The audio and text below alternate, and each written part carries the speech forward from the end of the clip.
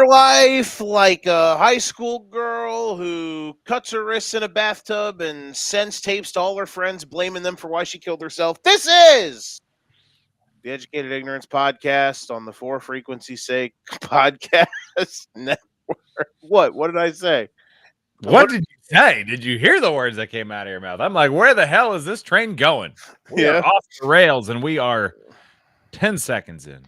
Well, you know what? You got to let it listen, the intro covers the length of not saying anything reckless for monetization purposes, if that exists. So by the time you get past the 90-second mark, you can just say lots of crazy stuff. To where I'm at today. Anywho, we are here. We are here. We are dear, and we need beer. I'm Joe Winkle. I'm joined by Nick Brincks. It's Monday.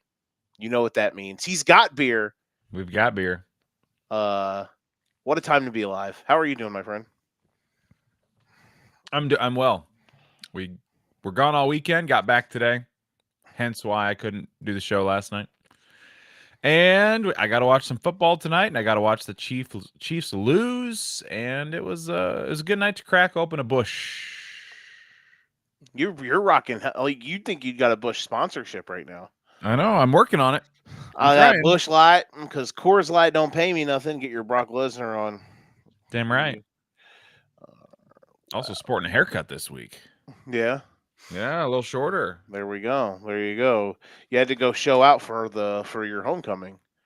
That's right. What school? Morningside in Sioux City. Morningside College. There you go.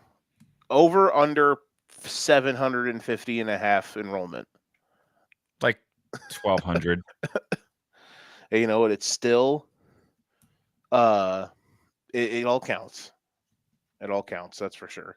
It's a good school. It's like 2,200 if you count graduate students, online stuff, but I count the 1,200 as the legit answer. Did they have? Is it like what all kind of festivities were going on there? Only things I really cared about were the game. Even though our school is usually just really good at football, so we just destroy everybody. Like it was 55-0 by like halftime. I'm assuming this is like NAIA or JUCO. Yeah. NAIA. Okay. And then after the game, they've got Taste of Morningside, bunch of local food trucks type deals where alumni can join together, eat food, and reminisce about the good old days and drink some beer. They've got some inflatables for the kids and stuff like that. There you go. You had beer, you were on inflatables, and you went to a country concert. That's right. Took my little guy to a concert, and we had meet and greets with Josh Turner, if you like country music. So yeah, it was a good weekend overall. Good time. Good times for everybody. We're here tonight. I don't know how many, continuous operandi we're going to have on Mondays, but it's nice to bounce it around, keep it fresh every now and then. As the schedule allows, that's when we do the show. Exactly. And I'll tell you what, for as wonky as this slate was, Nick, it gave me everything I needed it to. There were a lot of blowouts. There were a lot of not a lot, but there were a handful of uninteresting games. There were some funny moments on Sunday, which we will get to. But at the end of the day, the games that mattered, that really mattered yesterday and tonight, were the two primetime games, and they absolutely delivered.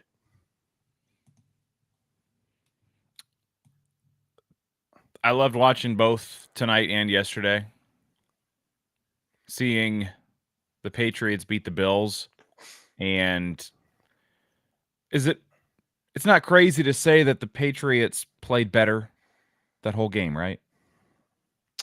I'm not misremembering too much, am I? That's a great question. That is a fantastic question. I feel like both teams left some points on the field at times, but I don't know if the Patriots ever really trailed. They trailed once, and it was they trailed 17-13. Okay. No. They trailed 10-6.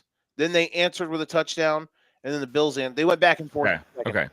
So yeah, just a fun game. I think I saw when they played Miami that the Bills on paper look really good, but in reality they've got some holes. And I think the Patriots showed that as well. They were able to actually seal the deal though. Um yeah, it was a great week for parity in the NFL. The best were the losers and the worst were the winners. We're starting to see it's not as bad as last year where the top, because remember how last year we had like all the playoff teams were like at 11 or more wins, and there were the entire top 10 of the draft had like less than 5 wins. um I don't know if we're going to be in that aspect. I think the middle, I think this year the bottom is still the bottom, but the top and the middle have come together. Last year, the top and the middle there was no middle. There was literally no middle in the NFL last season. This year, I think the bottom has stayed the bottom and the top and the middle have come together in ways. We don't have any more undefeated teams. We only have X amount of teams with 4 wins. There's like less than a third of the NFL of less than a third, I think, of the AFC teams are above 500 right now, which is weird but fun. So, like, let's see, 2, 3, 4, 5, 6, 7 of the 14 teams, literally half of the AFC teams are 500 or are above 500. Teams in the AFC that are under 500: Houston, Kansas City,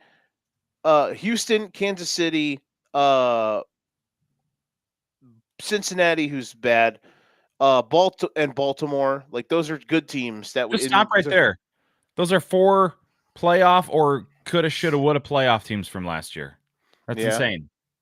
Counting the Bengals, obviously they didn't make the playoffs, but that's just wild how compared to last year, those 4 teams are in the basement right now. I'll say this: I'm going to give you the ups on this every week, I think. But hell of a job by you picking the Bengals as the cross off team when we did the first set of cross offs. By the way, DJ says just was able to start the show. Brinks gets my 6th tape. I wonder who gets the first one from DJ. He said, "Yeah, we get it, Joe. KC is." I don't get what 6th tape is. So is there an inside joke? The thing I said at the beginning. You've never seen 13 Reasons Why? Oh, yeah. Is that Suicide Netflix show? Correct. Okay. She sent tapes to everybody. That would explain why I had no fucking idea what the hell you were talking about. You thought I was just going off the rails, which I mean I did technically, but I thought you were just like very depressed that the Chiefs lost, and I was surprised. No, I'm depressed for other reasons. But we're here. I'm depressed by my lack of sleep. I'm depressed by the fact that my high school football team is cursed and makes me want to jump into a vat of acid every Friday.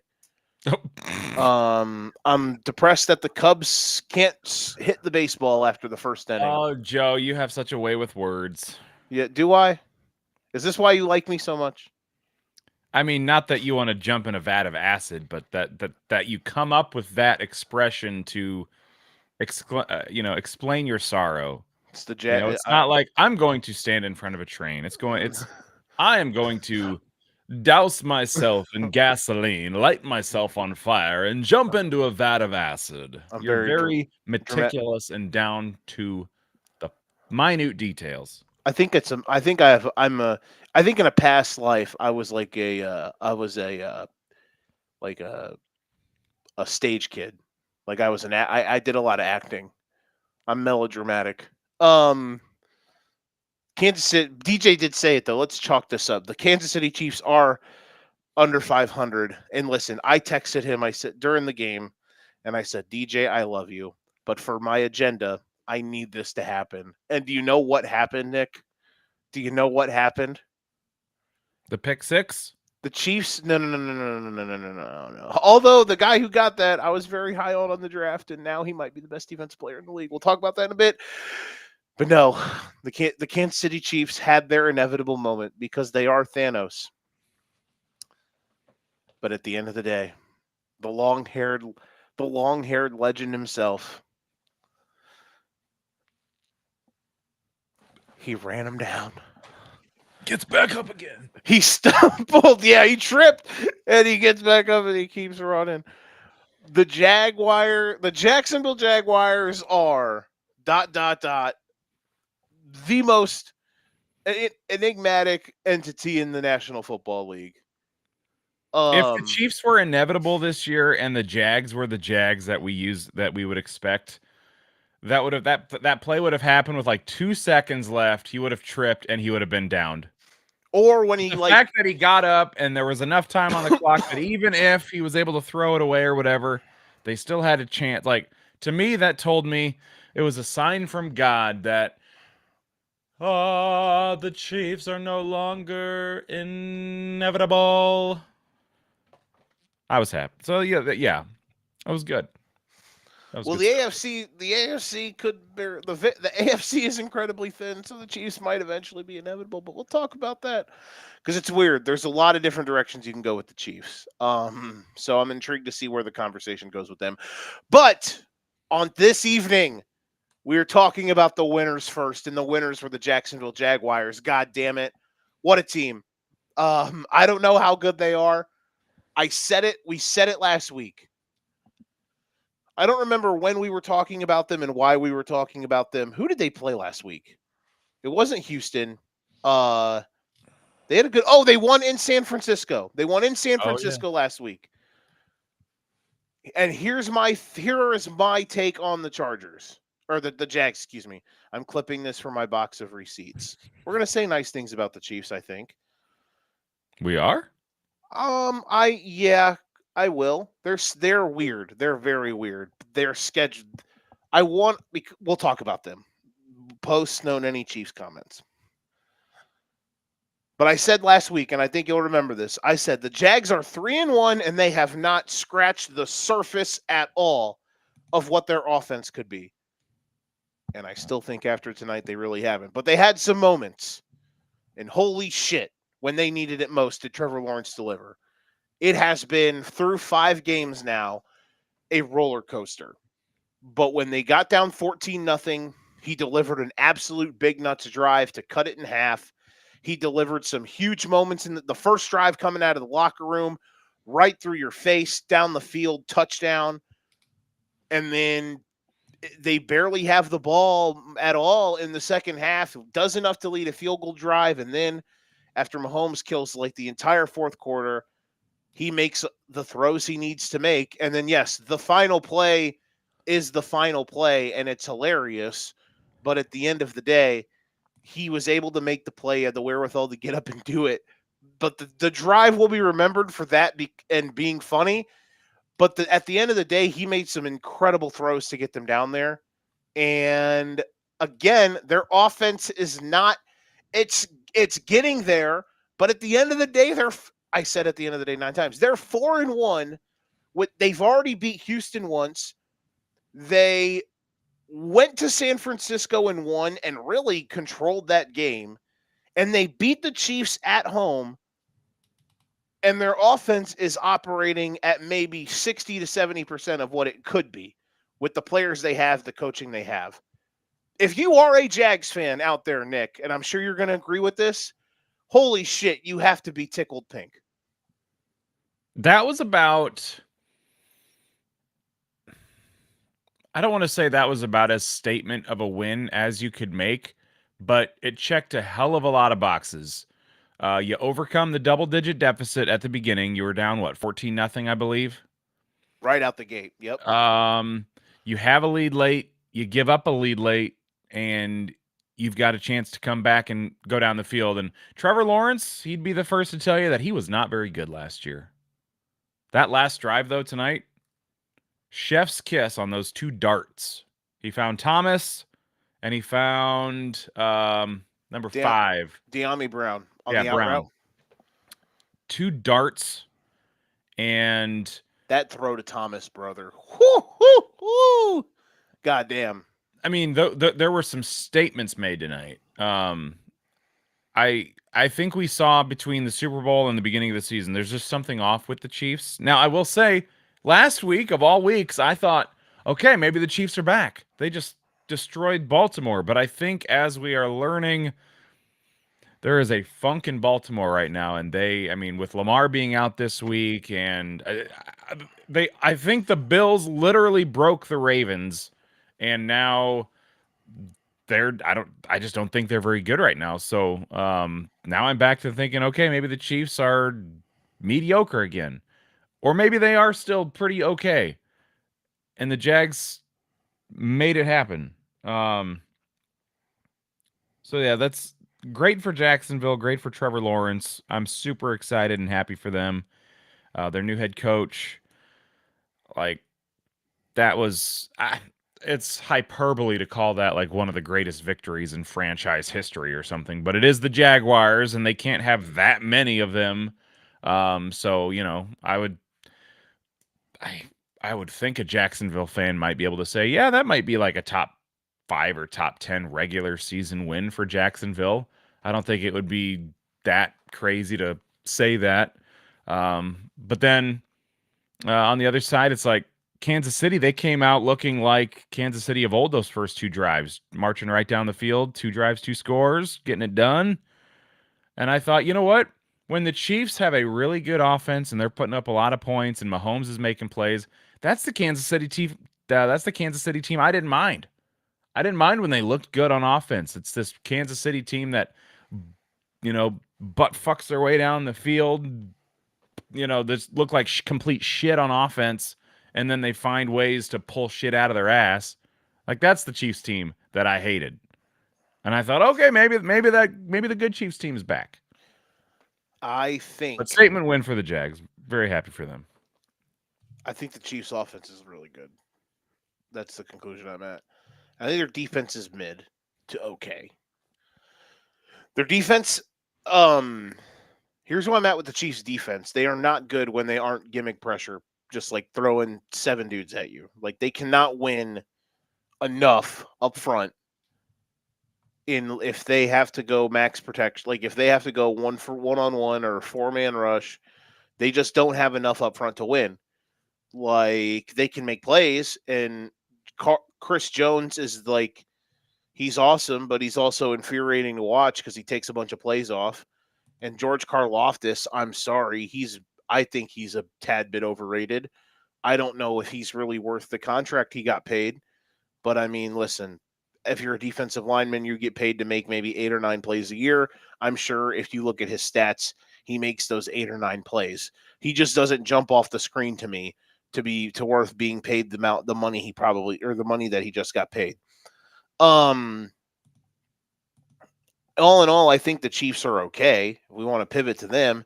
The only thing that worries me, God, the Cubs fucking suck. What a joke. The only thing that worries me about they got just whatever. About Kansas City is they've got, God, dude, their next 4 games, the rest of their season. I mean, Jesus Christ, it's their schedule's so tough.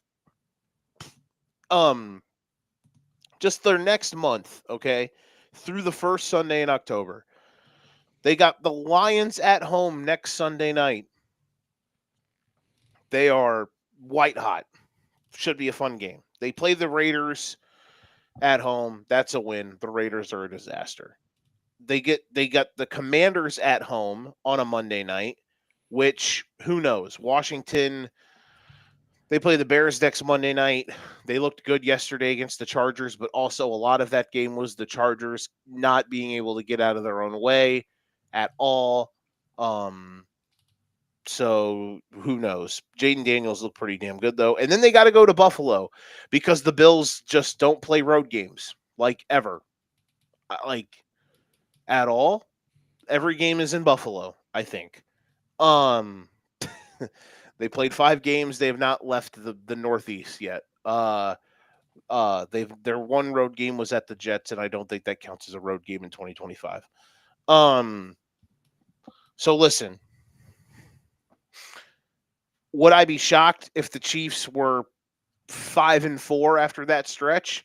No, but that's still 5-4, and you're probably still second or third in your own division. And that's them going 3-1 in that stretch. You know what I'm saying? Like if you go 2-2, you're 4-5, which I don't think you'll go 2-2 because you would have to. I mean, you could, I guess, like you'll beat the Commanders and the Raiders, you lose to the Lions and Bills, maybe, I don't know. But you see what I'm saying? Like that's where I'm a little bit I'm a little off on Kansas City because even though they could win, week to week they are not a guarantee right now. And I was starting to think that they might be, and then tonight showed me some flaws that they have. At the end of the day, for them, all that matters is being ready for January, but they are they're just not as automatic. Like it's like college football, and NIL. The top has been brought down to the pack. As we said, the top and the middle are conforming, and that's where we're at with Kansas City at this moment. And by the way, after going 11-0 in one-score games last year, the Chiefs are now 0-3 in 2025. Just want to throw that out there. Sometimes regression happens, folks. Gotta love that regression. What do you think? What are your takes on the Chiefs overall?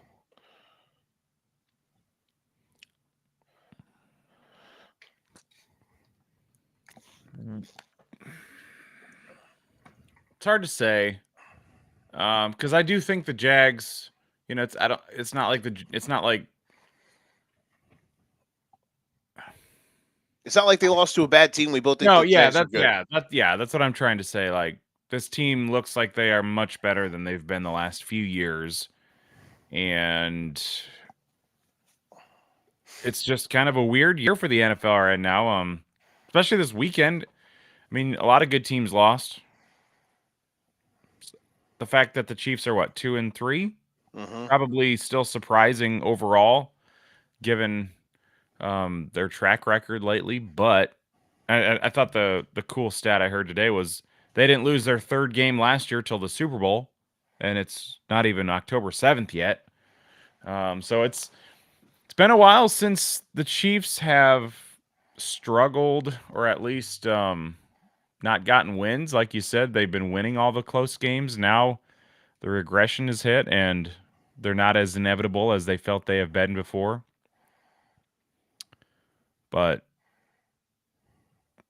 they've certainly got the potential on offense. I felt like they actually ran the ball pretty well tonight. And then offensively throwing the ball,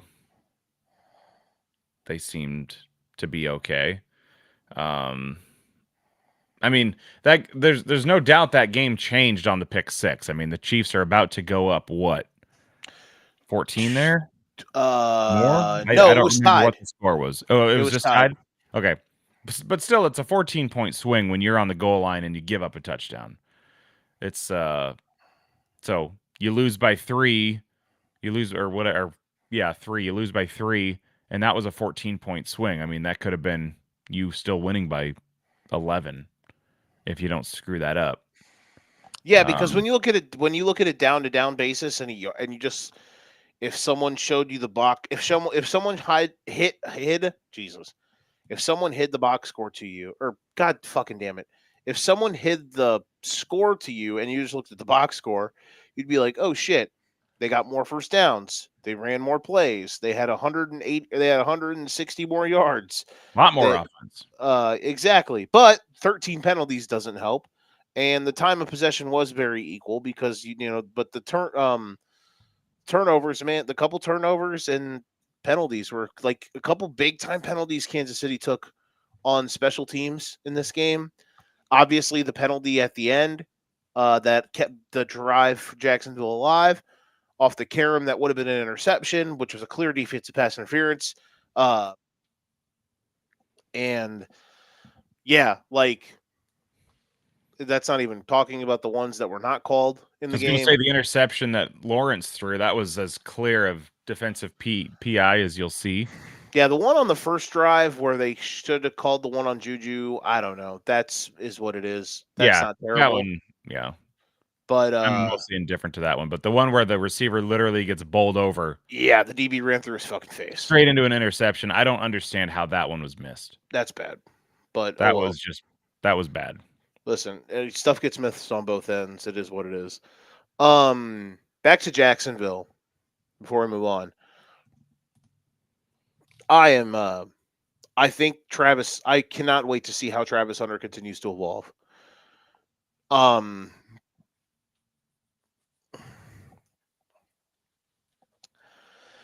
He was out there in coverage snaps against Kelsey tonight. Sometimes he had a big stop, although I think DJ was telling me that was the one that probably should have been a DPI call.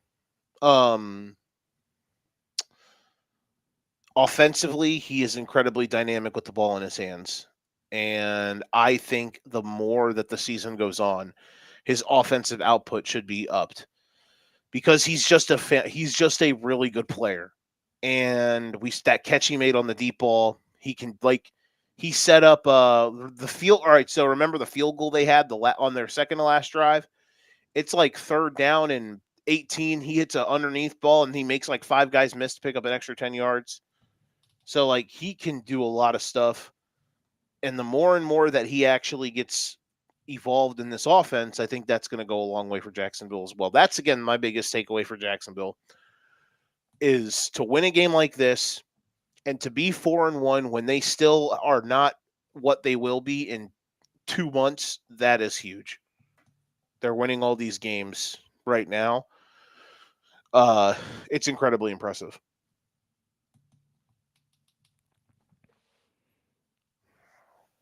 Okay. Anything else on this game? I think we covered it.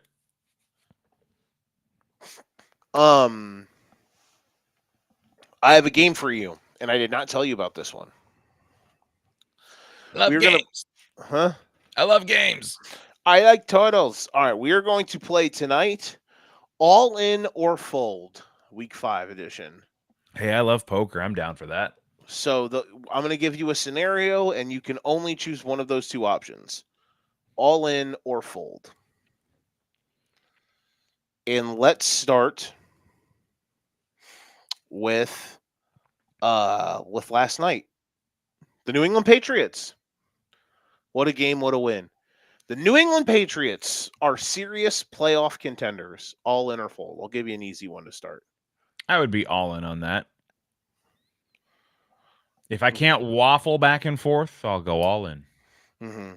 Yeah, because at the end of the day, I think if they get in and like compete or win one game, I think that's job well done. Do I think they're much more than that? I don't know. But them making the playoffs, I'm all in. They're good, and their quarterback's really good, Drake May.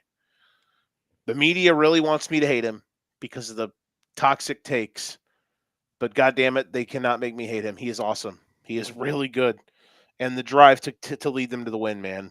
Whew, baby, fun. I had fun. Who would have thought I would have enjoyed watching a Patriots win? That's what I thought. I'm like, What a as a time to be Dolphins alive. fan, the last 25 years have been literal hell because of the Patriots and the Bills. How do I find myself rooting for anybody last night? But I'm like, you know what? This Patriots team, I can root for them. I can root for them to beat the Bills. Exactly. That was good. All right. Next up. All in or fold. Yesterday proved that the Denver Broncos. All right, let me rephrase this. Yesterday proved that people were right thinking the Denver Broncos are a Super Bowl caliber team with their win yesterday in Philadelphia. All in or fold. Super Bowl caliber, I would probably have to say I'm folding on that one. Okay. They were kind of good, like playoff contender, maybe even win a playoff game contender. Sure, certainly going to compete but for that division. If gun to my head, I'm folding that one. Okay. I will fold as well. I said it that way because a lot of people went into this season very high on the Broncos. And yesterday was impressive because they stuck with it, and Sean Payton coached a hell of a game. And holy shit, the Eagles are incredibly sporadic. The Eagles are bipolar, but that is whatever. And Bo Nix played the best quarter of his professional football life yesterday, down 14 in the fourth quarter. He went off. I'm not going to sit here and lose my cookies and say, yes, they are going to be a Super Bowl contender, so I'm going to fold as well. But it was nice to finally see them, that team and that quarterback, win a game like that against a team like they beat. Because last year they beat up a lot of tomato cans. And they went into this season and everyone said, oh, they're going to be amazing. Well, prove you can beat a playoff team. Yesterday they did. As flawed as the Eagles are for being 4-1. And Jesus Christ, they are flawed. But that was an impressive win by Denver. I cannot cap. I'm looking at their schedule now. You get the Jets, Giants the next 2 weeks. Then you get the Cowboys and the Texans. Not great, but not in the same tier as Jets and Giants, obviously. And then you got the Raiders. Like, these are 5 games coming up in a row where it's not impossible to run the table in those 5. I think if they could run the table in those 5, I think they can gain some traction there. They've certainly got a tough end of the schedule. They'll have the Packers, Jaguars, Chiefs, and Chargers again. Even But still, though, you go like 3 really, and you go like 2 and or you go like 3-2. You're 6-4 after those games. You're still feeling pretty good. if they only win 3 of their next 5, I'm probably jumping off the wagon. To me, you should not lose at all to the Jets and the Giants. Cowboys and Texans, I can give you a toss up. You know, I think those 2 teams are getting there. I think they're getting better. Texans offense especially finally did something. And then the Raiders, I mean, it is a divisional game, but I feel like because of how tough the end of the season will be, you've got to go 4-1 minimum here the next Yep. 5 games for me to have any faith in you down the stretch. This is where If you go I'm with you. 3-2, I'm off. If you go 4-1, I'm thinking, all right, this is possible. You go 5-0, I'll be thinking you might have a chance to do some damage down the stretch at the end of the season too. That is Beat the teams that you should beat and compete against those you're maybe the next echelon down from. no, that's a good point. That's a good point. If you go 4-1 in that stretch, if you're the team that people think you are, and you're out after, so what is this, 5? After 10 games, you're 7-3 instead of less. I get what you're saying. All in our fold. Stay in the AFC. The Houston Texans are back. They are somewhat fixed. Scoring And 70 points over 2 weeks might do that. And you expect them to be back at the top of the AFC. All in our fold. I want you to ask me this question 3 weeks from now. Okay. The jury is still out. Okay. I want to see them do it against a fully healthy Ravens team, or at least a Ravens team with Lamar Jackson, even if all of the other injuries are still there. I want to see you beat a team that's not the Titans. They got the Seahawks, the 49ers, and the Broncos. Well, hell, you go more than 3, you get the Jags.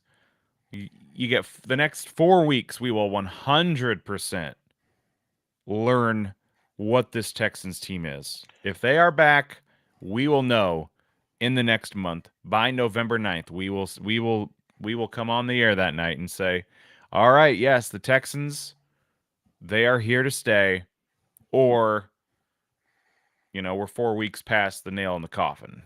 Mm-hmm. So this one's definitely tougher for me to say all in or fold, because I say the jury is still out. But repeat the question one more time before I can give a final answer. If I can. Basically, do you think the Texans are back?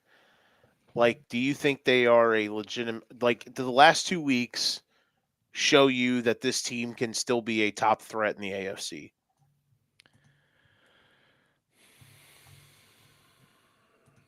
I would think I will say all in, Ooh, yeah, let's go. but Show your.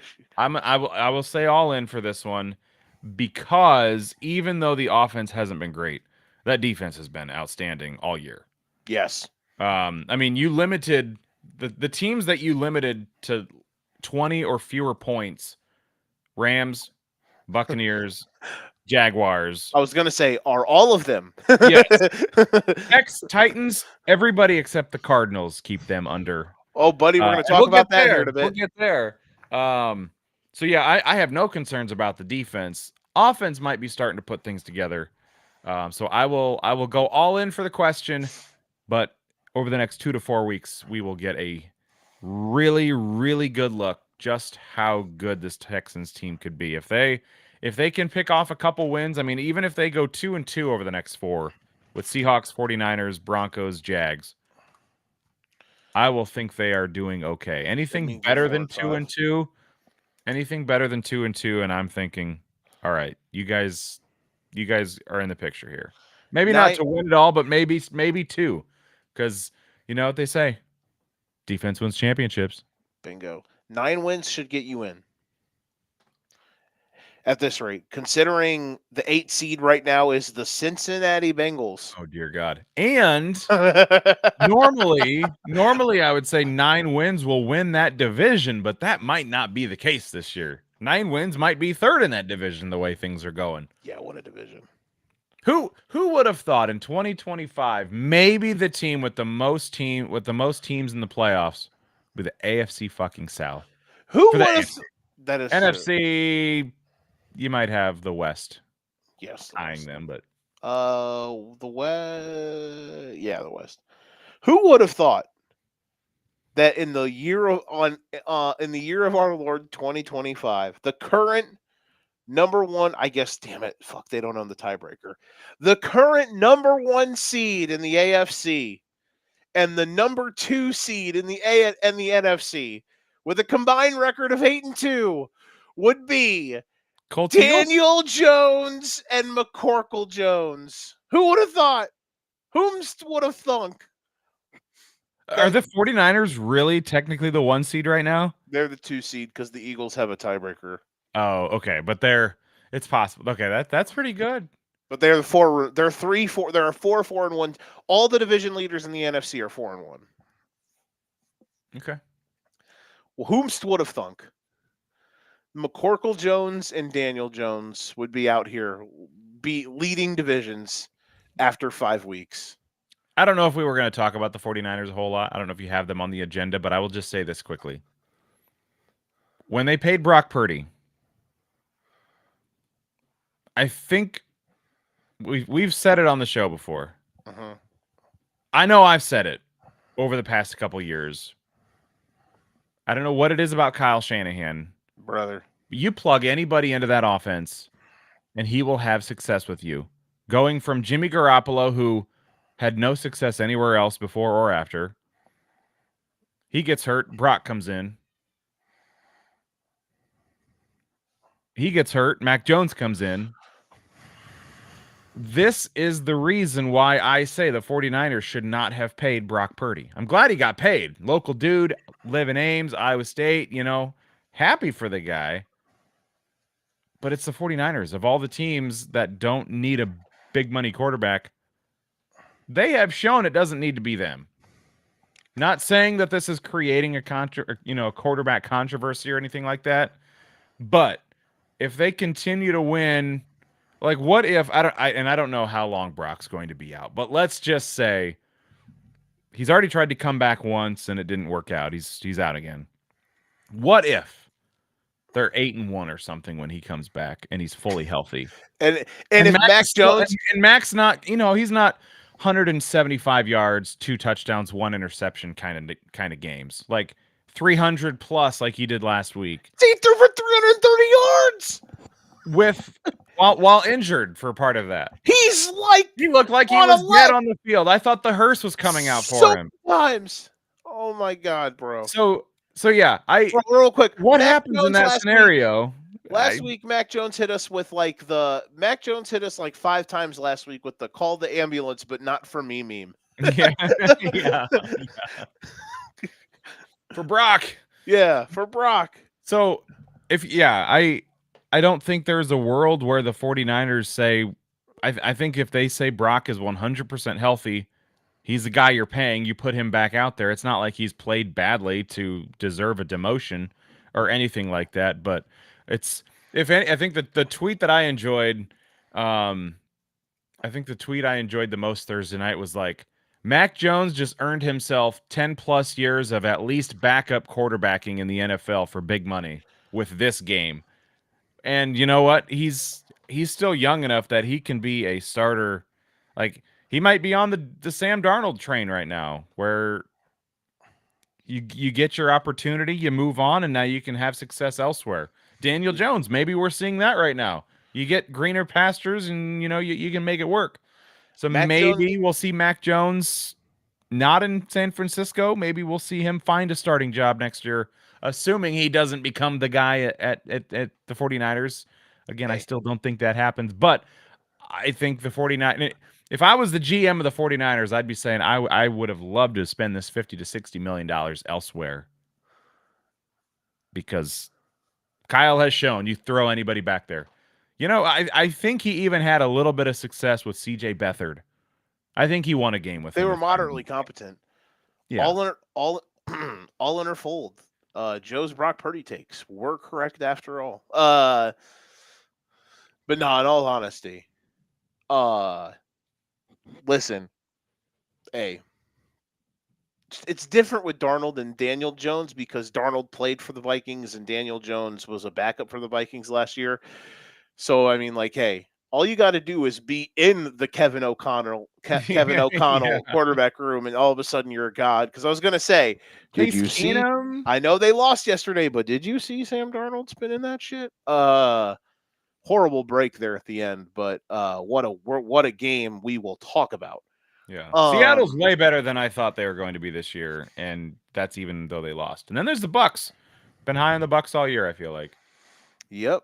Who would have thought? Who would have thunk that on my 55-1 Baltimore Tampa Bay Super Bowl ticket exacta that the Ravens would be the side of that ticket shitting the bed through 5 weeks? Who would have thunk? Whomst would have thunk? Whomst would have thunk?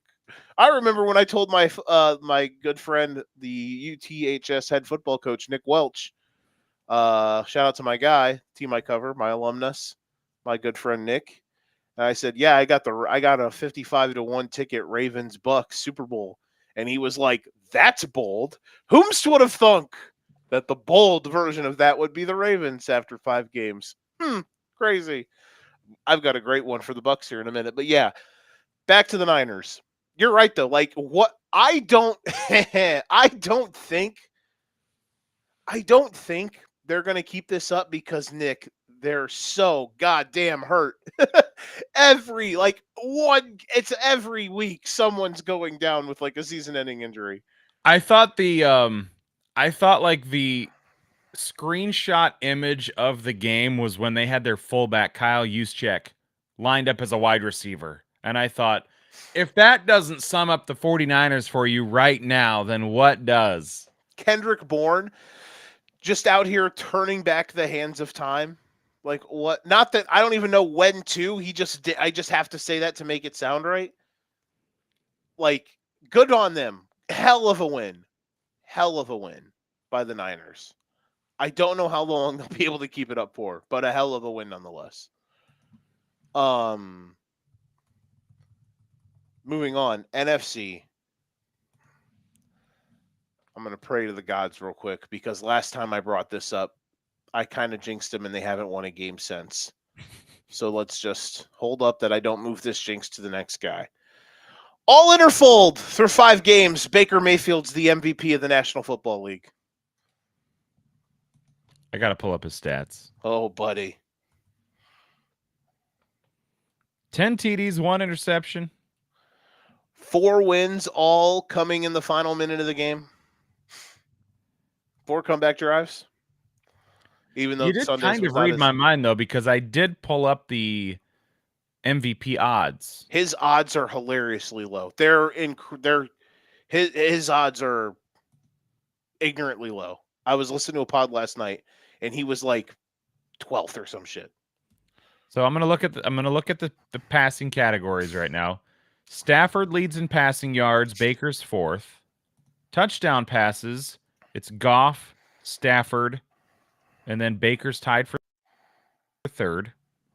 1 interception. They're the all touchdown category are also ironically both just at 1 or 2 interceptions.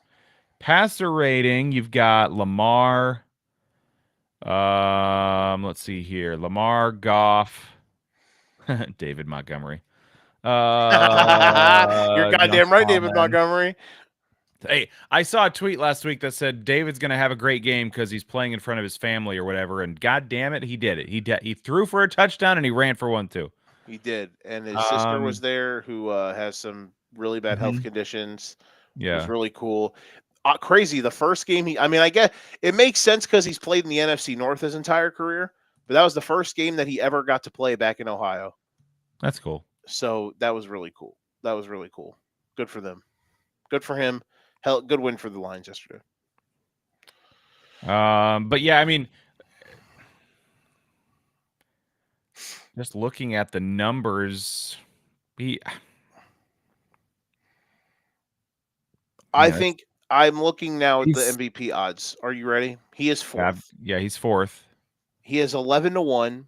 Josh Allen. You've got Josh Allen at 1, and I would not probably take him at this point. Josh Allen is almost a minus to win MVP right now. Which at those odds at plus 135, I don't know. Mahomes is at 5-1. Jordan Love 9.5 to 1. Get the fuck out of here with that. Let's see where he's not even showing up on this page of stat. Well, 8 TDs to 1 interception. Okay, I get it. Suck my ass, Jordan Love 9.5 to 1 MVP. Baker Mayfield though, right now, I think he's been the MVP through 5 games. Here's the value play that I like. It's going to take not a non-quarterback winning to get it, but Puka Nacua at 100 to 1. He would be the dart that I would consider tossing at the moment. Interesting. Did not think that's where you were going to go with that. But no, yeah, if you had to go out and say this non-QB could be MVP, he'd be the one I would take right now. Daniel Jones 27-1 MVP odds. That'd be senile, but at 500 to 1, last on the list, Mac Jones.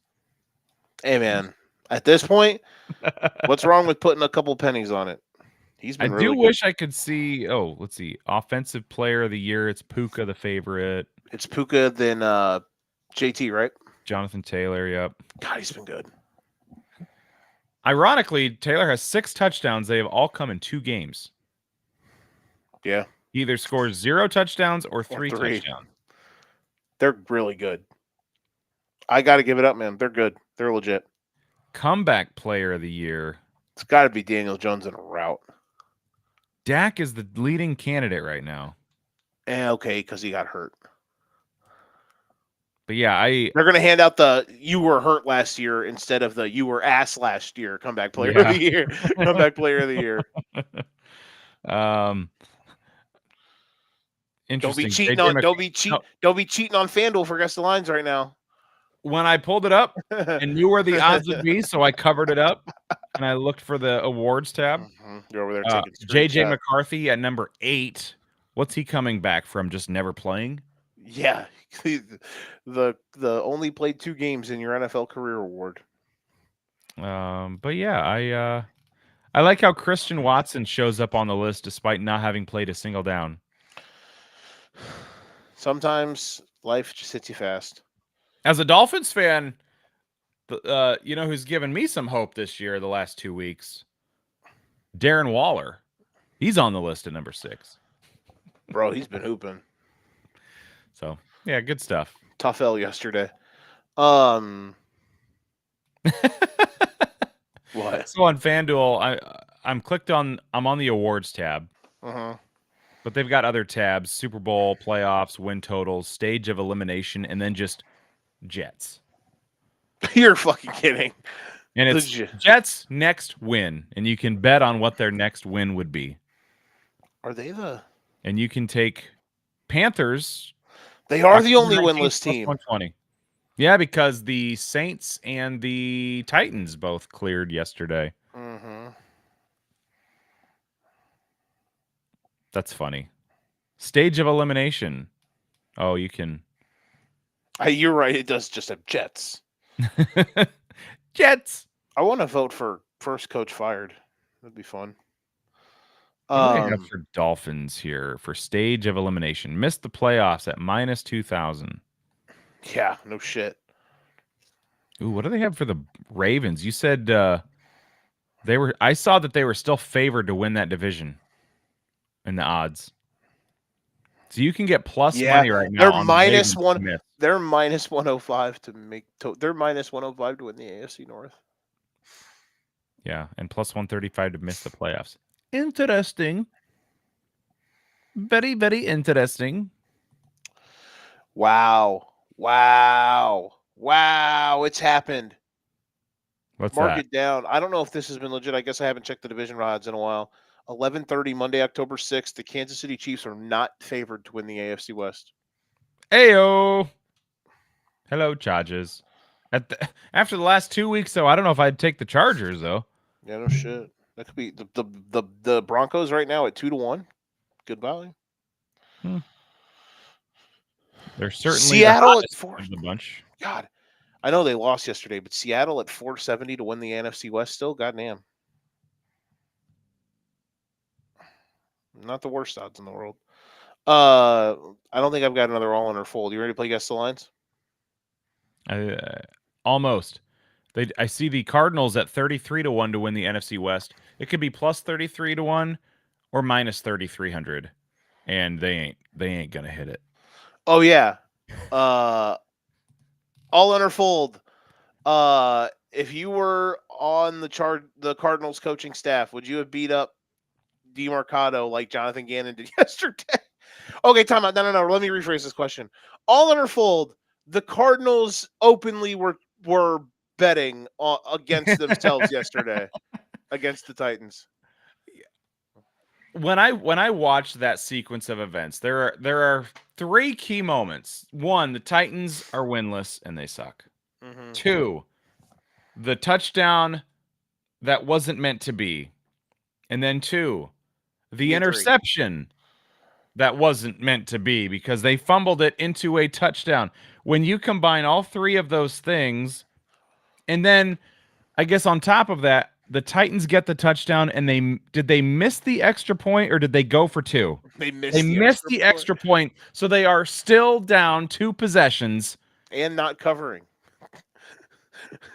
When I look at all of that and I combine all of that together, and I know that blew up a bunch of people's survivor picks. Oh, yeah. Combining all of that together, that would almost go on it has to be somewhere on my Mount Rushmore of most demoralizing losses in the last 25 years of NFL. I can't think of Falcons Patriots Super Bowl probably has to be up there just because of the stakes. But checking the boxes and checking the boxes the way they did for the Titans to win that game, like, that is an all-timer that I don't know how you come back from that. Like, you take away anything and they still win the game. You go up 28-6, or you just hang on to the interception, or you recover the fumble. There were so many things that the Cardinals just fumbled the bag so much with that. And yeah, anyone that had Cardinals survivor pick, or some parlay where they're just like, I'm going to throw in the Cardinals money line just for a little extra squeeze of the juice. Oh my God. What a demoralizing, snatching defeat from the jaws of victory moment. we need to get Matt. Like, we need Matlock on this. We need Sherlock Holmes. We need Batman. He's the world's greatest detective, right? Where are they? Where are the FanDuel accounts? Yeah, that, like, if you told, like, this is the type of stuff that makes you go like, oh, this is rigged. This shit's rigged. Like, bruh, the drop, like, if I was a coach on a team that had a player do the drop the ball before the end zone thing, I would. Gannon, did you see the video of Gannon going up to and like hitting him in the I chest? did. Yeah. I can't. I listen. He's going to get a lot of backlash for that. That I like Gannon as a head coach. I think they're promising. I like pieces on that roster. I think they've done a really good job, dude. You got to realize how in the depths of hell they were when they hired Gannon a couple years ago. This is his third year. But that's the type of loss yesterday that derails. That's an inflection point for a coaching staff and an organization. Like, they could be off the rails, and they could be like, that was you know what type of moment that reminds you of from last what's that? When the Chargers blew it and Trevor ran him down, I thought that's what you were going to say. No. No. Because that was just an immaculate comeback. Yeah. Filled with a few dumb mistakes by LA, but this, do you know, like, this is an inflection point on your season and like could torpedo the year. Do you know what that reminded me of yesterday in some sort of way? And it won't get as much blow up because the team I'm going to compare this to is not as mainstream. Well, I was going to say Dolphins against the Titans on that Monday night game a couple years ago. Like, they haven't been the same since. That's fair. That's But fair. that's not the one you're thinking of. I'm drawing a blank. No, it was almost a year ago today. Oh, the Bears and the Hail Mary. There you go. Bingo. There you go. Yeah, can't wait to watch highlights of that for the next week because that's who they play next Monday night. Nice. First or second game? Oh, probably the first. The second one. Wait, Bears Washington is the first game? The second game. They're running like at the same time. Oh, okay. That's true. 6 and 7 instead of 7 and 10. Got it. If Chicago wins next week, I'm not saying it means they're going to be great, win the division, make the playoffs. I don't know, but this stretch of their schedule is the easiest. And if they do win next week, holy shit! Talk about ultimate vibe check. To win the two games the way they did going into the bye, and then if they win next week in Washington, it's still a couple weeks away for the actual 1 year anniversary of that shit, but nearly a year to the day, almost a year to the day where last year's like season imploded, and like the organization was in free fall. That'd be really good. That would feel really good if they win next week. And if they don't, will we get another epic Joe Winkel rant? No, because it's not all about win. Like right now, honestly, it's not totally about wins and losses. It's about, because I think they're going to be a roller coaster. If they just play normal, like if they would have lost to the Raiders last week, if the field goal wouldn't have got blocked and they would have lost, I wouldn't have came on here and ranted because Caleb had the ball. The last time Caleb truly had the ball, he went down and scored what should have been the game-winning touchdown, but their defense sucked. Yeah. Now, he would have still had about a minute because they got to stop. They still would have had a minute left or something. So who knows what could have happened. But regardless, they got the win, which was a game they never win. So that was nice. But yeah, it's weeks 1 and 2, like, were special types of like up your ass type moments. That's why I lost my shit. I don't know if we're going to get many of those anymore the rest of the year. We'll see though. But yeah, dude, for the Cardinals, like, that's, don't know how you come back from that one. Good luck though. Good luck. The Titans, the most undeserving team in the league to have a win. The Titans, get the fuck out of here. And the most undeserving win, but somehow you found a way to ball lied a little bit. Kinda, sorta. Yeah. It told a few fibs. Yeah. Told a few fibs. God, the Cubs are so bad. Fuck me. Whatever. I don't like baseball. Is that one over? That game? Yeah, it's finally over.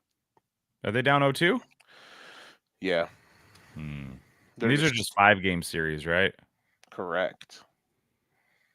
That is correct. Now they go home? Yeah, they go home on Wednesday, Thursday. Hopefully for Wednesday and Thursday, and then Saturday would be game 5. Got it. Okay, let's see here. I don't think I want to touch on anything else before we get to guess the lines. Dolphins are 1-4. Yikes! Congrats I was on feeling good when they were up 17-0. I'm like, okay, maybe the season's and it's gone. Is Bryce all unfold? Is Bryce Young the best 3-score deficit quarterback in the NFL? This year he's been okay. Bryce Young's like, the game doesn't start until I'm down 3 scores. Hey, that's kind of like Jamar Chase yesterday. He finally did something with with Browning, and I'm like, garbage time points pay the same, and for the Bengals, it's like garbage time starts in the first quarter, so he might be okay in fantasy the rest of the year. Garbage time starts in the first quarter. Yeah. Shout out to me for having him and Chase Brown. I have him in a league as well, and that is not going well. Kill me. It's fine. Oh well. We win and we learn. We win. We win and we lose. We live and we learn. Okay, let's have some fun. It's guess the lines time. Oh, my bad. I almost forgot. Lastly, do we want to add anyone to the list? We both have 4 teams. We both have the Saints and the Titans and the Jets. I have the Dolphins. You have the Bengals. I'm tempted to throw the Cardinals on the list. Okay. You're not gonna eliminate our Dolphins? I can't do it yet. Got too much Bama in me. I might feel comfortable eliminating the Giants finally, though. They get their win last week, and then you give the Saints their first win. So that's you eliminate all the good juju by the bad juju, and it cancels out. And so I feel safe saying, all right, Giants, it's cool. What a stretch. Yeah, they're fucked. Yeah, good. Do you want to know what their next, do you want to know what their middle third of their season is? Probably doesn't look good. No, bud. Eagles, Broncos, Eagles, Niners, Bears, Packers, Lions. Have fun. I'd also be tempted to throw the Raiders on there already. Yeah, I'm adding the Raiders. They're done. Yeah, I'll add the Raider. I'll go Giants, Raiders, and Cardinals this week. You're adding 3 teams to the list. Oh my God. You're a madman. And not one of them is the Dolphins.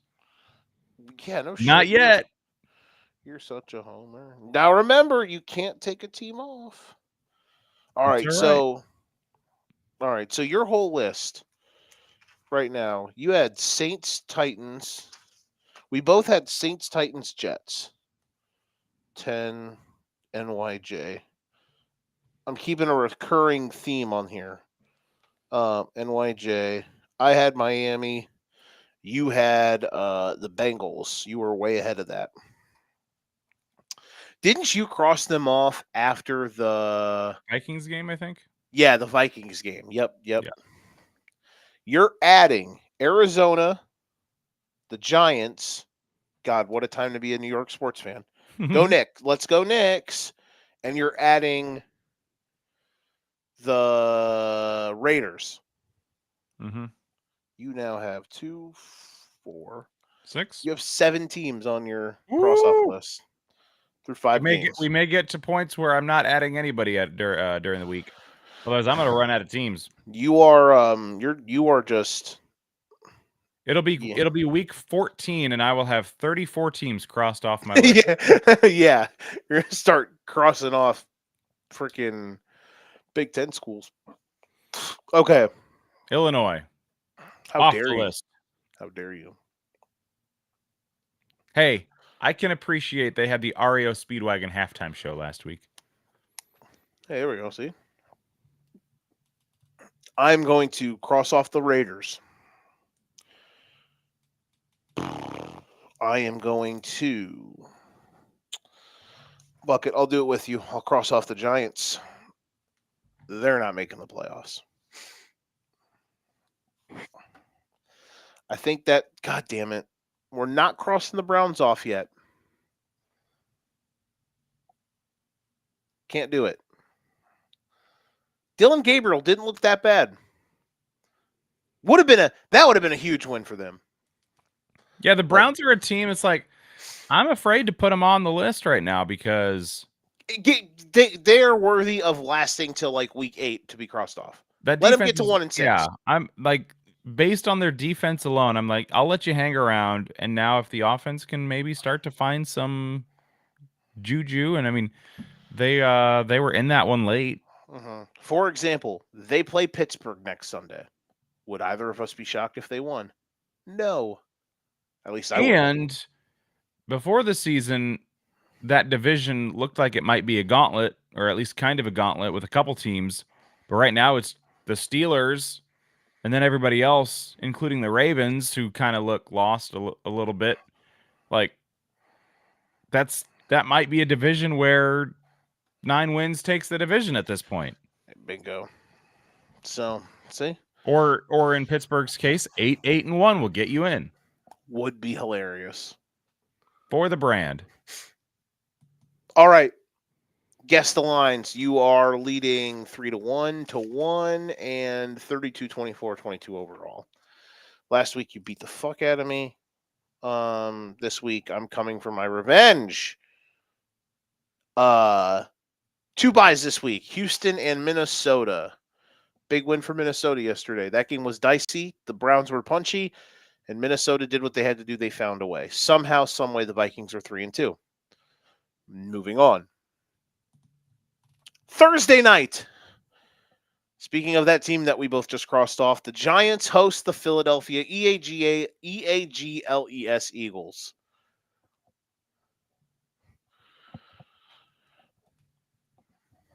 In New York, like I said. Good bounce back spot potential for the Eagles here. Going to give them the road favorite treatment here. And I'm going to go 8.5. Good old-fashioned tie to start the night. I said 7.5. Or no, I said 6.5. It is 7.5. The way these games are going, though, right now, when it's a divisional game and somebody's a touchdown plus favorite on the road, just take the plus. Especially on the road. Yeah. Take the home dog. Let's go overseas and talk about a team who has a special category on FanDuel. The JETS, Jets. God damn it. Another international game? Jesus. There's one this week. There's one next week. There's not one the week after, but I still think there's a couple more this year.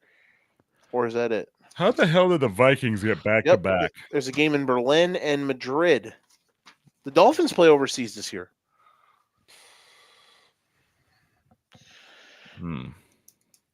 They're going back to London. Broncos, Jets in London. We'll take Broncos.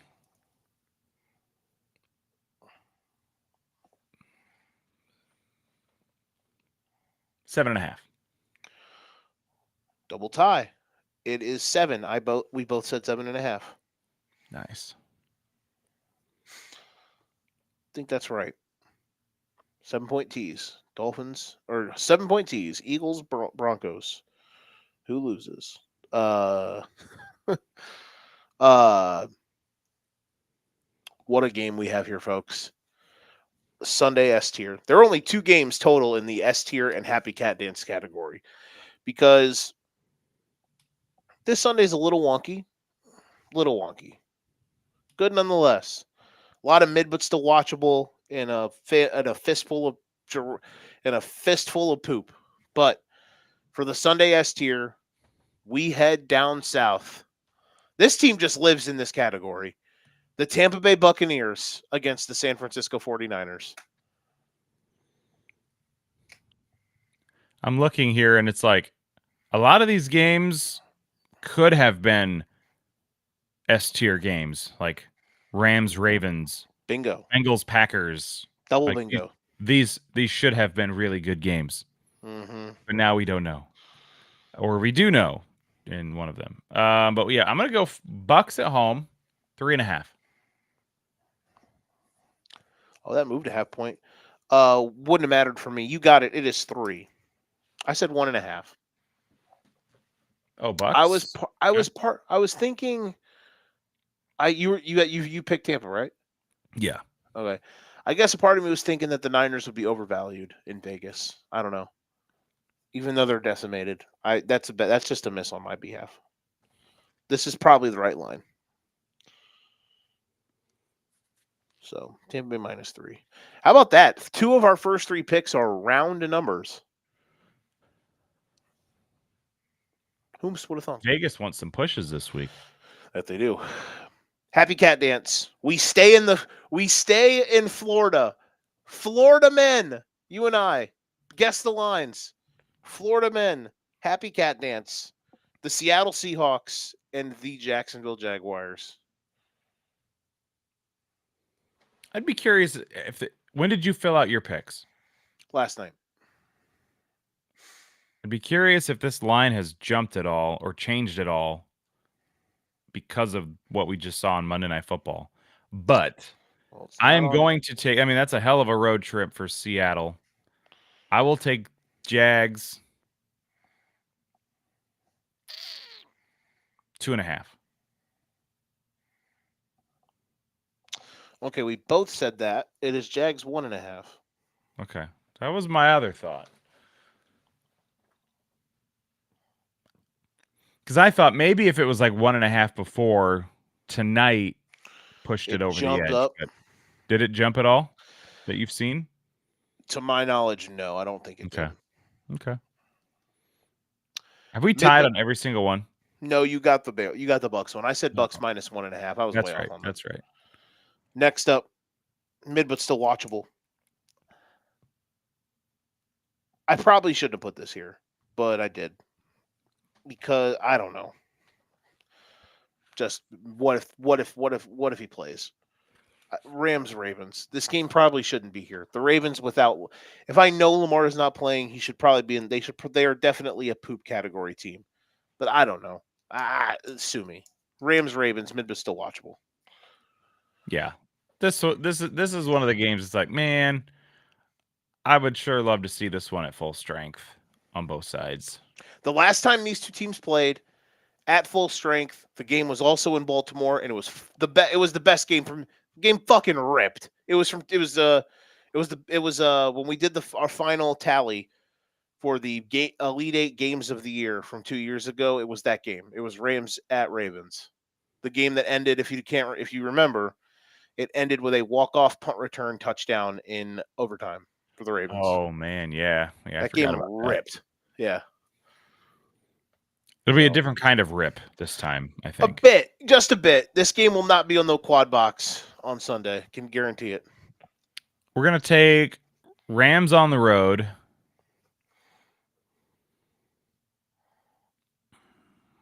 Yeah, it's tough.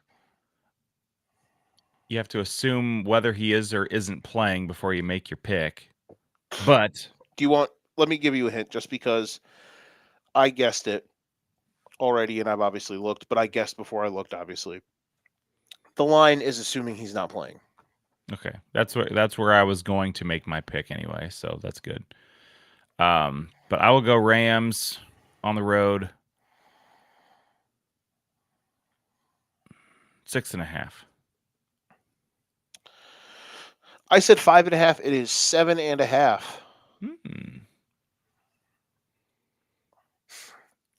3-team teaser. Rams, Denver, Eagles. Who can lose? 7 points. Moneyline parlay. Who can mess it up? So many ways I can get messed up.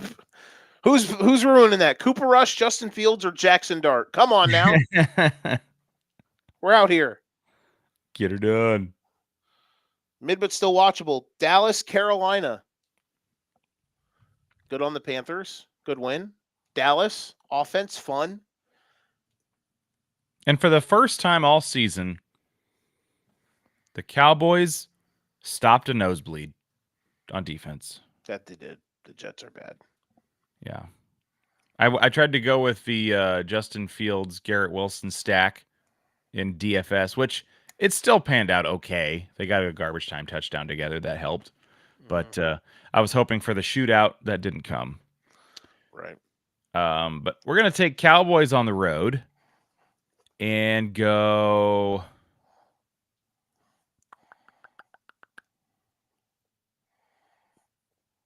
4.5. Might be too much. It is, but you got it because I'm an idiot here. So it's 3.5. Maybe I just got to put my money where my mouth is on this one and lay it because I said 6.5. What am I missing? What am I missing? I guess that's a lot for Dallas. Am I over power rating the Cowboys or under power rating the Panthers? What am I doing here? A little bit of both? I don't know. Yeah, maybe. If it was in Dallas, this game's a touchdown. I mean, I don't think that doesn't mean that it should travel, so I don't know. Maybe that's where I messed up. It's not like Carolina's a huge home field advantage, I don't think. No. Back-to-back trip games on the road for Dallas. Their defense could be if their defense isn't good. So like Carolina could, and you don't want to. I mean, it's only 3.5. If it was a touchdown, you wouldn't want to really lay it because Carolina is backdoor city. I was gonna say it'll be 28-6 in the fourth quarter, and then here all of a sudden comes Bryce. Hold on to your butts. I don't know, man. Dallas might be full steam ahead money line. They might be in the weekly money line parlay this week. Did not cash this week because 0 for 2, 1 and 5 in $100 picks after going 7-0. Yikes! Just a bad week by me. No good picks at all by me, except for the one that won the teaser. Lions over 30.5 and Bills Patriots adjusted over 42.5. That was a good pick. Outside of that, nothing. Nothing really good. Nothing really good at all. The Vandy team total should have hit, but can't win them all. Next up, mid but still watchable. My friend, we were at a crossroads. The Arizona Cardinals take the roads to take on the Indianapolis Colts. Colts have a chance to put the nail in the coffin. Kind of, sort of. If this is embarrassing, pick a team while they're down. Like, here's the thing. Here is the thing. I have fully come around to say the Colts are good. Daniel Jones has played really well, and even if there is a ceiling on him at the end of the day, Jonathan Taylor's a dude. Hey, Nick, do you know who still has it? Quentin Nelson. He's really good, just mauling people. And I love their coaching staff. Shane Steichen is a wizard on offense. Lou Anarumo, who would have thunk? He got moderately decent, good defensive personnel, and the defense for the Colts is not bad. And at the end of the day, Miami for a while, right? No, he was the Bengals DC. Oh, okay, got it. And here's the thing. The Colts are 4-1. And in 3 of their 4 wins, they have body bagged teams. They body bagged the Dolphins, they body bagged the Titans, and they body bagged the Raiders. This team has a bit of a knockout punch to them because they can run the ball right down your throat. They'll ball control you. And, they'll come after you. If this is an Arizona quit situation, they absolutely could just fucking flatline them. So that was the point I was trying to make. That's what I was also going to say. So, like, because the teams that they've beaten are not good, you could say, well, they're only beating bad teams. But I think it's how you beat them. Yeah, and they hung with the Rams. If you're beating bad teams and kicking their asses, Mm-hmm. you can still be good by beating exactly. I was sold after we joked about it last week. Remember when I came on here? So I said, oddly enough, the game they lose is the game that sells me the most. They could have they should have probably beaten the Rams if it wasn't for a few stupid things. That sold me. They're legit. We get the dropping touchdowns at the inch line Super Bowl this week. Adonai Mitchell and Dave Mercado. Oh, prepare your battle stations. They're gonna giraffe fight at midfield. Parlay those 2 touchdowns together. They get it right this week. That honestly, you're giving me a fantastic idea. Like one, just for the memes. The wouldn't it be hilarious parlay? This time they actually crossed the goal line. Yes, correct. You should be able to pick that should be a new FanDuel prop. Like if this podcast was big enough to where we had boosts on FanDuel, you know how these podcasts and whatnot have. Oh yeah. That would be ours for the week. I would be like, well, that one would be it, but I would also be like, hey, FanDuel, can you put a section in each game to yes or no? Will someone drop the ball while going across the goal line? Oh man! And every week it's just like yes is like minus 10,000, but you bet it once, you hit it once, and it just pays for the entire year. I was gonna say was it back-to-back weeks or 2 out of the last 3 or something? It's happened back-to-back weeks. Jeez, unbelievable regression. It's due. Yeah. Anywho, Cardinals Colts. We're fucked. I'm gonna go Colts here. I don't think the spread will be that crazy, but 32 and a half. I will take Colts 5.5. God damn it, bro! Just let me win one. Fuck you! It's 6.5, and I said 5.5 also. Oh, we're tie. You don't cuss me out when we tie, man. Yeah, but I want to win one.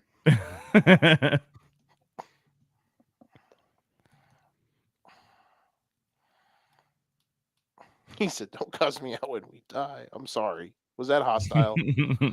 I didn't mean to. I mean, I did mean to, but I didn't mean to.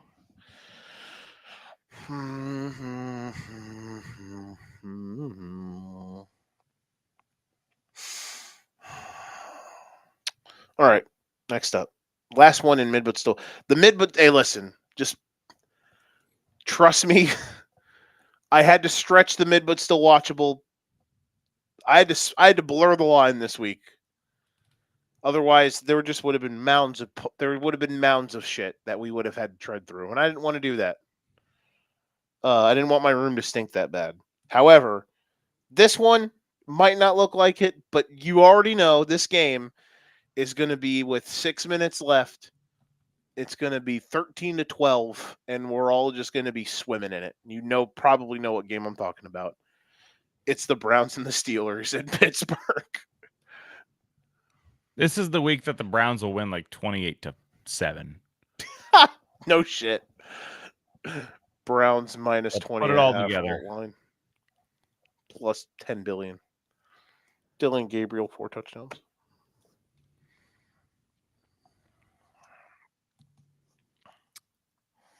I'm going to go Steelers here at home. And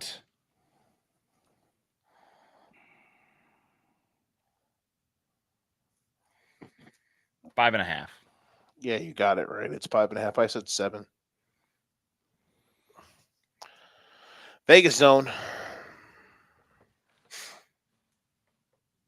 I'm not touching that game with fucking your lower body parts, brother.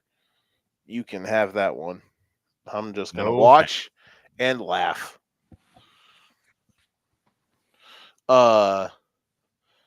Jurassic Park poop meme. Big pile of shit. Chargers at Dolphins. Ooh. Chargers have a long road trip. I love it when they have to come to Florida. Yeah. Those are the games that Miami finds a way to win. The last few times we played them, we've gone out to LA the last few years because we played the Rams out there last year on Monday night, right? And lost. We played I honestly don't remember that game at all. the Chargers out there a couple of years in a row. I don't remember. We didn't play them last year. I don't remember the last time the California team came to us.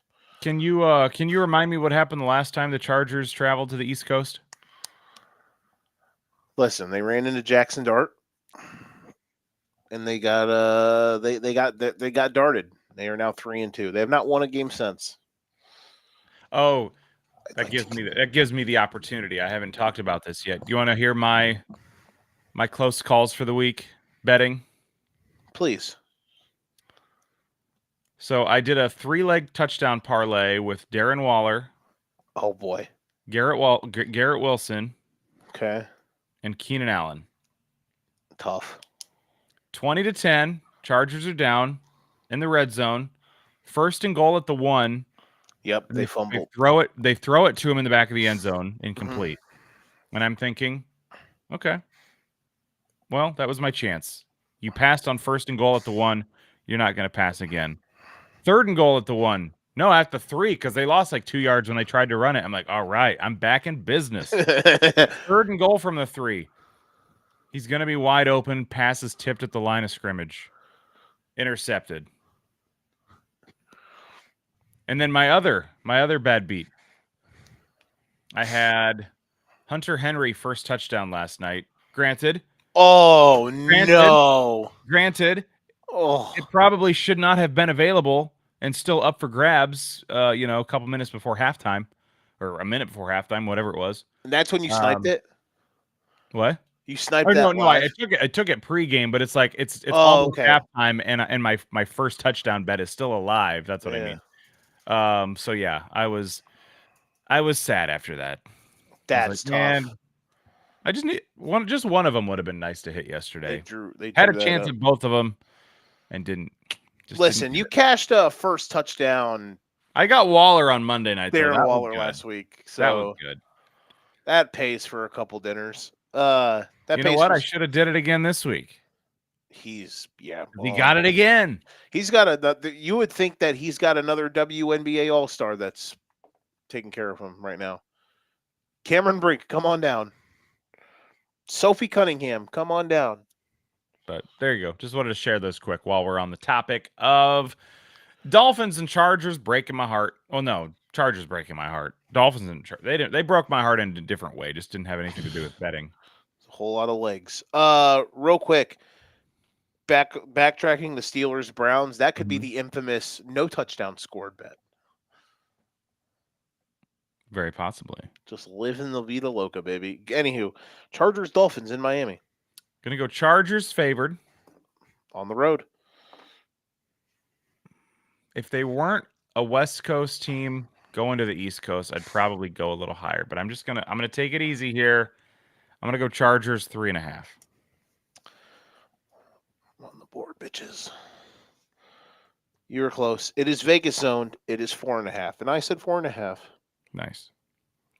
There you go. On the board. Pity win.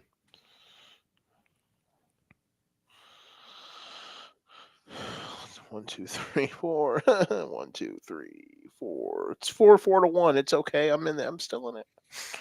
Maybe I just run the table here. Wait, 4-1? Yeah. You got 4. We've tied 4 times, and I have 1. Okay. Got it. Speaking of big piles of shit. Titans at Raiders. Oh dear God. Oh boy. The humanity. That might be the shittiest of the shitty. This is the greatest game. If there is a team, it should have its own category. If there is a team out there that could top the crazy non-touchdown / touchdown that Tennessee witnessed this week, it feels like it could be the Raiders. They could do some crazy shit. What a development. These are easily the 2 worst teams in the league right now. Because like New Orleans, they played well-ish, and they finally Honestly, won. outside of like maybe one game, Saints have been in all of them. Yeah, they got blasted by the Seahawks, but other than that, they've been punchy. And maybe the throw of the weekend was Spencer Rattler under pressure, To Shaheed. almost falling backwards, dart for 87 yards or whatever it was. That was pretty. Mm-hmm. That was pretty. Yeah. But yeah, we'll go Raiders here. And 3.5. Okay. We're on fire.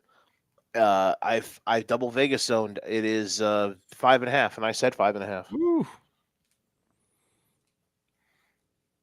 That was too conservative. Who's on a bye this week? It was 6.5 yesterday, by the way. It's moved a point. So Oh, wow. So that is gonna keep coming down, I think. Vikings and Texans. Okay, just 2 this week. 2 more left in this category. Next up, oh boy, hold your nose. Bengals Packers in Green Bay. Maybe the biggest spread of the week. We'll see. I will take Packers.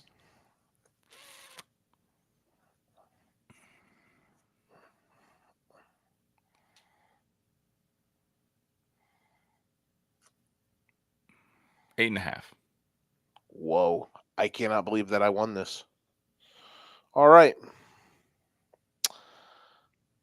Nick, I thought I was off because I missed it by 3 points. And I said Green Bay minus 11.5.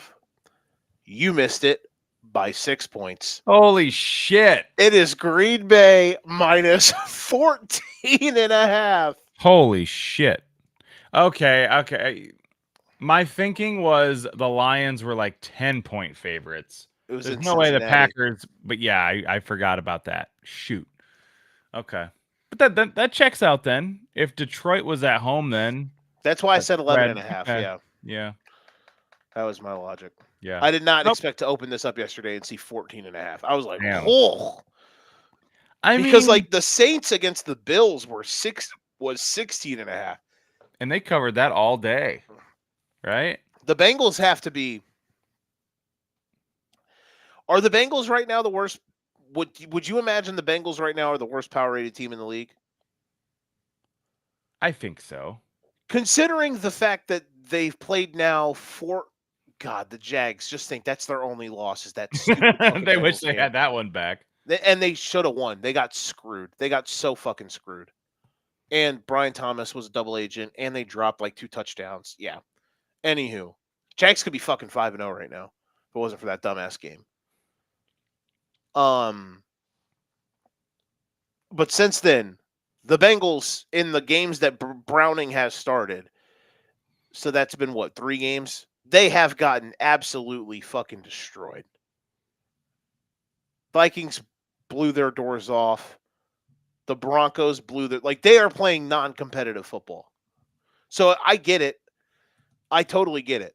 They probably should be. Like if they were playing would you still say the Bills right now are probably the highest power rated team in the league? I would say so.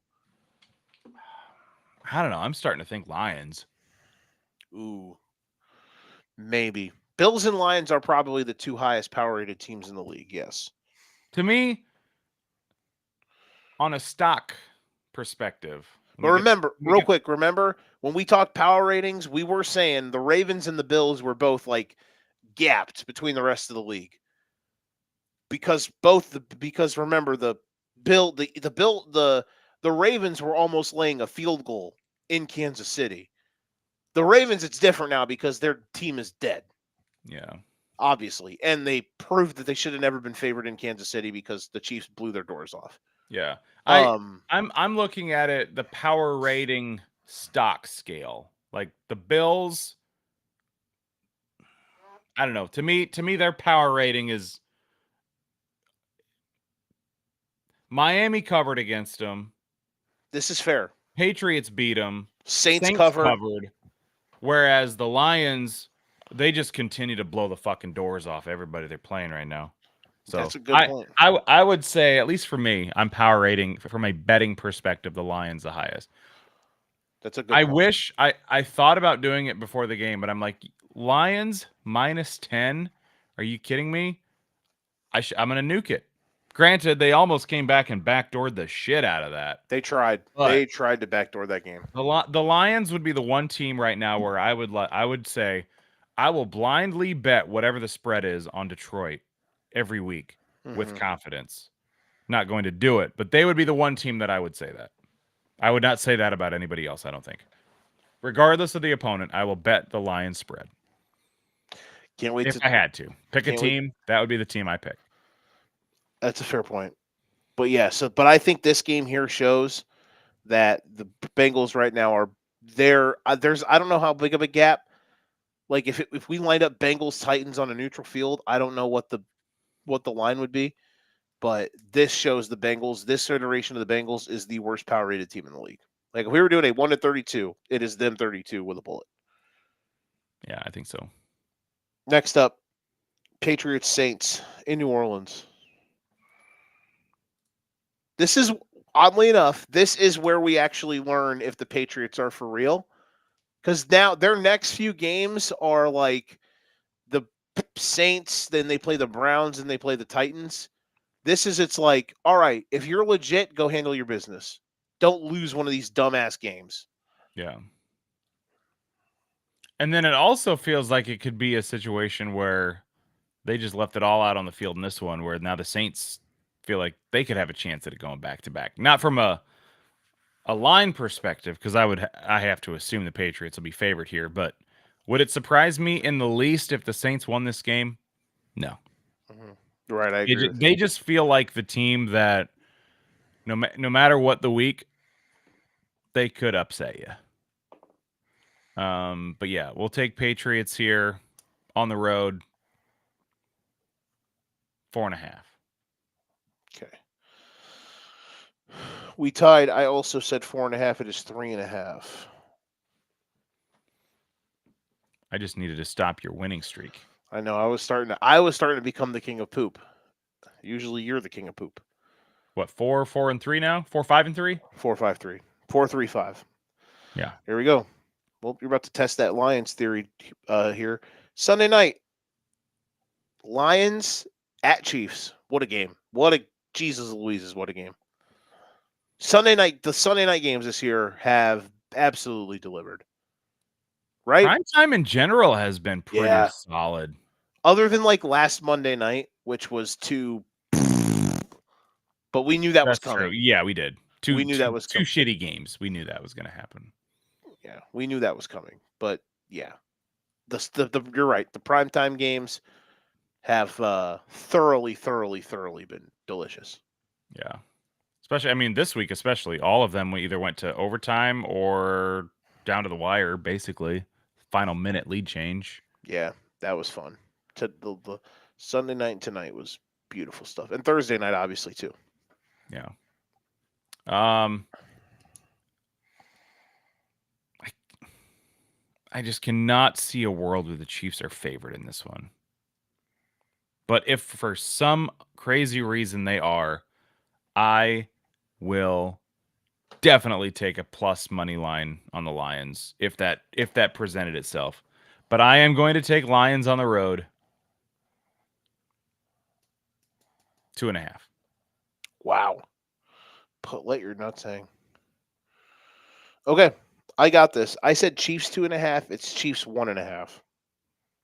All right, that's convinced me. I will take Lions money line for that plus 100 or whatever it'll be. I think that I would not be shocked at all if that flips. I think that's fair. Has it changed right now? Since last night at all? No, it was 1.5 last night. Okay. I think that's fair, though. I think that line's fair. KC in the tic-tac zone. Honestly, though it's in Arrowhead. But if there was ever a game right now that probably should be a pick'em, unless you really think the Lions are like the best team in the league, which The more we sit here and talk about it, as of right now, I would put my money on the table and say Lions are my best team in the league right now. I have to rank the Elite Eight right now, and holy shit, what a conundrum after all the top teams lost. I'm not putting the Colts and Jags at 1 and 2. I might have to put the Lions at 1 this week. There's no might about it. I think you just got to do it. I think so. They have come a long way since week 1. Yeah, absolutely.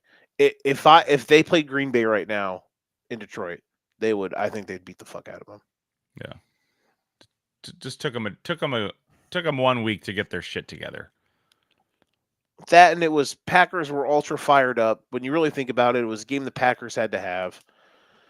Like, if you're Green Bay, you can't lose the game where you debut Micah at home. And the game script was all out of sorts. So yeah, we'll see. Monday night, Bills at Falcons. Could be a fun game because the Falcons are a feisty home team.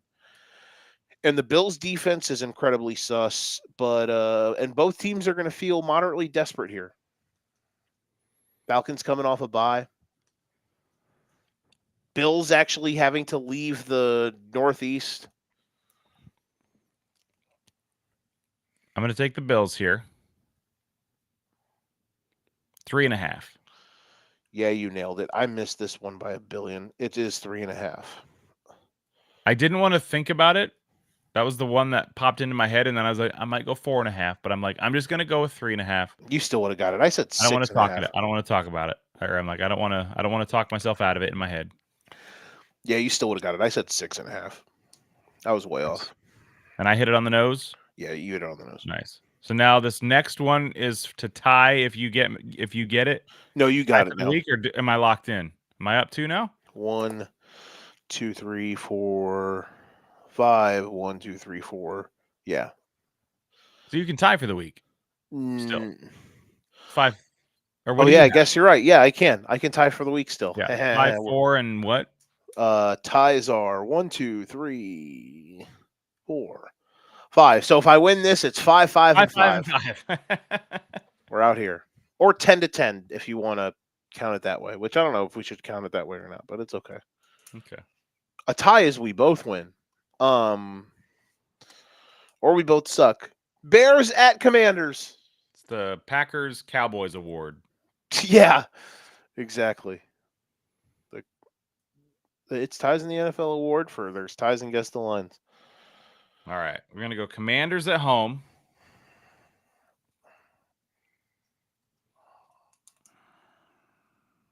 A lot of pressure on this pick. There's a lot. In a multitude of ways. I'm going to go Commanders 5.5. And here's the thing. At the end of the day, it wouldn't have mattered what you said because I nailed it. Because it's 4.5, and I said 4.5. Nice. We did it. 5-5-5.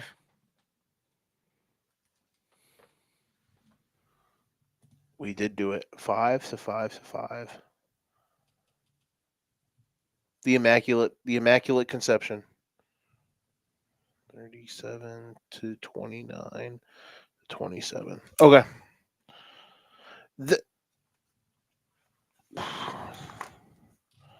No crazy. I'm next week. You know, listen, man. Monday night excitement. I would much rather us go on Sunday than Monday next week. I don't want to have to. My weekend travels should be done for a while. Yeah. I don't want to have to rely on next week being on Monday night with my emotions being. The Monday night game. Yeah, there's a lot. But plus, I feel like our views go way up when you go on right after the Bears fuck the shit. Yeah. Hell. Yeah. Could maybe I don't know. I think Monday night's perfectly fine. Sunday night, yeah. I am plus right after Lions Chiefs. Ooh, baby. That's a better lead in. Yeah, exactly.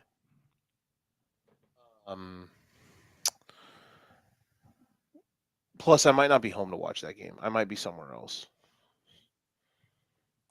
We have a chimed in comment here at the end of the show. Casey isn't. I'm assuming our friend here, Dustin, is watching. Hopefully he's watching at the beginning. He said Casey isn't as good this year. Wild card maybe, Super Bowl nope. I don't disagree with that right now, but I don't like if you told me that. I can't agree with it though because the AFC is incredibly ass. Like I'm just gonna let's call a spade, maybe not ass, but mid. Let's call a spade a spade. The AFC is mid right now, so that's kind of where. That's where I think that. That's where I think the crux is. He just says, "No, it's not. Casey sucks." They could. We talked about it earlier in the show. They what was it we said? Like they're not they're not a weekly guarantee like they've been before. So, I think the offense is getting better though. We appreciate those who have hung out with us for tonight. Guess the lines as always. It's a doozy. Chiefs Lions next Sunday though, man. That should be good. Goddamn, can't wait for that. Imagine imagine your pompous ass coming on here next week. Dustin is a Chiefs guy. Poor bad. Is this DJ's burner? I'm kidding. No, he would never admit we're bad. That is true. Dustin is a listen, man. Sometimes the first stage is acceptance. Man, if Detroit came out next week and won by like 2 touchdowns, I'd come in here and I would just like rip my shirt off and be like, "Roar." Yeah, if the Chiefs, if the Lions show the Chiefs who they are for real. If the Lions win by margin next week, what if we just both did the show next week in shades and no shirt on? We would have 0 views. I don't know, man. I think people would actually be. I think people would be more into it. Dustin says Lions by 15. Thank you for hanging out with us, Dustin. We appreciate it.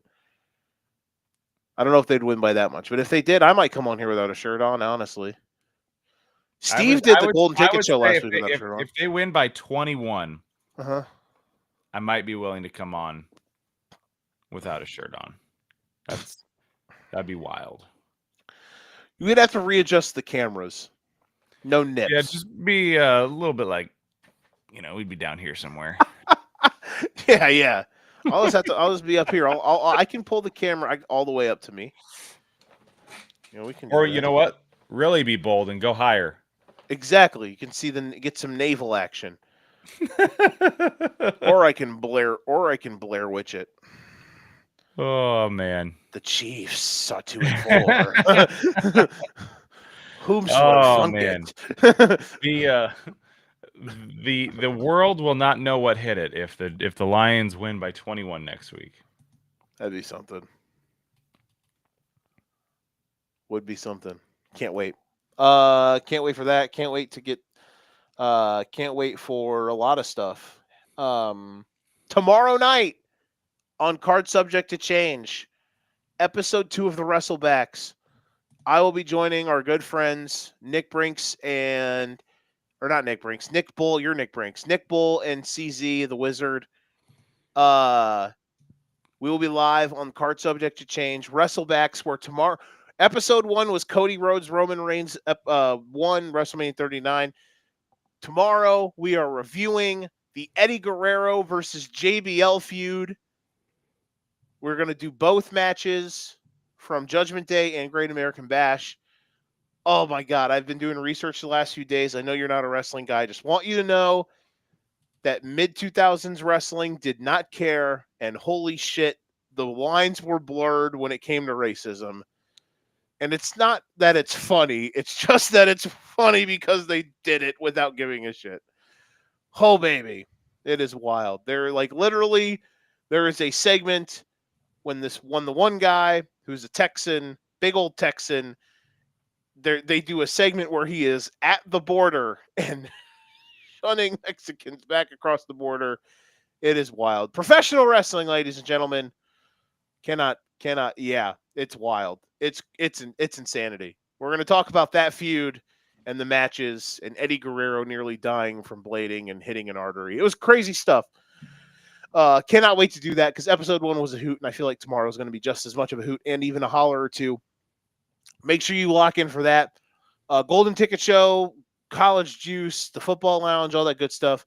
Shout out to them. Brinksy, 30 seconds or less. Who's winning? Where are they at next week? Vegas. Vegas. Who's winning Vegas? Blaney. Wow. Put your nuts on the table. Big Blaney. Or probably Denny Hamlin. Just please, dear God, don't be Joey Logano. Isn't Vegas where he won last year to get in around? Yeah, it was stupid gas mileage. So, yep. Hey, he's going to do it. Four-time champ. Big Joey. Big Joey Joey Lugs, bro. Joey Lagoober. Lagoober. All right. For Nick, I'm Joe. This has been the Educated Ignorance Podcast. If you ain't got your game, you best pass the sticks. We will see you guys next time. Thank you for hanging out with us.